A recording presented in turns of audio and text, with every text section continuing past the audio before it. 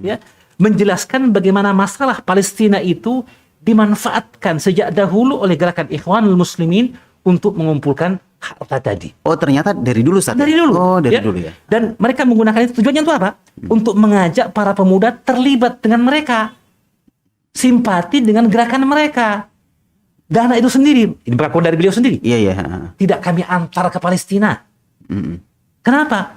Kata mereka, kata dia, orang-orang Palestina sudah punya pedagang-pedagang besar yang dari Palestina sendiri, yang membantu gerakan-gerakan perlawanan di sana.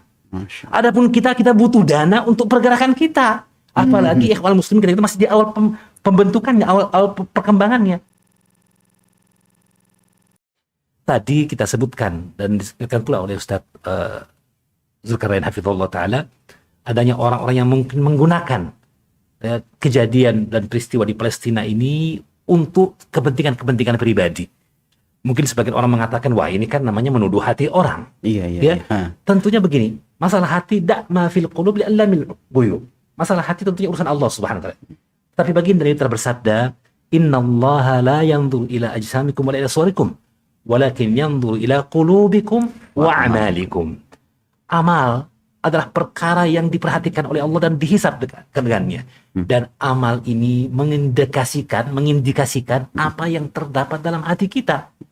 Ya, maka apa yang disebutkan ini bukan perkara baru. Ya, saya ingat ada seorang tokoh dari Ikhwanul Muslimin, Ali Al-Ashmawi. Iya. Dia mengarang sebuah buku yang berisi tentang peristiwa-peristiwa yang dia lewati dalam masa hidupnya. Dia adalah tokoh terakhir, pemimpin terakhir dari pasukan khusus dari Ikhwanul Muslimin. Dan dia menulisnya setelah keluar dari penjara. Ya.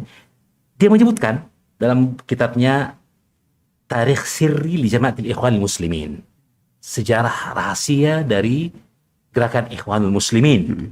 Kata beliau bahwa innal ikhwana kullama tasnahu lahum fursatan mutajarati biqadiyatil aqsa yutalibuna bifathi babit tatawwu. Bahwa Ikhwanul Muslimin ini setiap ada kesempatan untuk memperjualbelikan peristiwa Quds, Masjid Al-Aqsa ini, maka mereka meminta untuk dibukanya babut tatawwu, bab untuk membantu, ya. Yang dimaksud tentunya membantu untuk membebaskan Quds, istilah mereka seperti itu. Wa ma'nahu fatwa bit tabarru, membuka pintu sumbangan, li jam'i al-mal min jadid, untuk membuka lagi sumbangan-sumbangan, meminta sumbangan. Kemudian apa yang terjadi? Tsumma syara'i as-silah, membeli senjata, kemudian menyimpan senjata itu untuk kepentingan mereka. Artinya apa itu kisah langsung dari dia, kisah langsung dari tokoh ini, pemimpin terakhir ini. Jadi dia pelaku sejarahnya ya. Kalau kita mengatakan ini kan boleh jadi sudah melewati screening, sudah di penjara, akhirnya mungkin mengarang-arang. Ada lagi dari tokoh Ikhwanul Muslimin sendiri, Mahmud Abdul Halim. Ya, dalam kitabnya yang dia menulis secara lugas, ya, menjelaskan bagaimana masalah Palestina itu dimanfaatkan sejak dahulu oleh gerakan Ikhwanul Muslimin untuk mengumpulkan harta tadi. Oh, ternyata dari dulu, Ustaz? Dari dulu. Oh, dari dulu ya. Dan mereka menggunakan itu, tujuannya untuk apa? Untuk mengajak para pemuda terlibat dengan mereka. Simpati dengan gerakan mereka. Dana itu sendiri, ini pengakuan dari beliau sendiri. Iya. Tidak kami antar ke Palestina. Kenapa? Kata mereka, kata dia, orang-orang Palestina sudah punya pedagang-pedagang besar yang dari Palestina sendiri, yang membantu gerakan-gerakan perlawanan di sana. Adapun kita butuh dana untuk pergerakan kita. Apalagi Ikhwan Muslimin kita itu masih di awal pembentukannya, awal perkembangannya.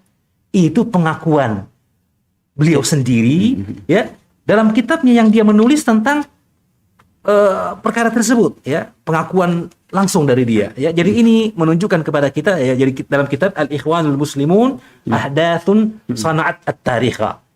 Jadi Ikhwan Muslimin adalah ahdath, peristiwa yang menciptakan sejarah gitu, ya. Ru'ya minad dakhil, ini adalah pandangan tentang Ikhwanul Muslimin dari orang dalam sendiri gitu, ya. Itu ada di halaman 174 dalam apa yang saya kutip dari pernyataan, agak panjang sebenarnya. Bukan tempatnya untuk kita bacakan, tetapi intinya itulah, bahwa menunjukkan kepada kita memang sudah ada orang yang memang memanfaatkan isu Palestina itu untuk, dan di negara kita tidak jauh dengan pribadi, ya.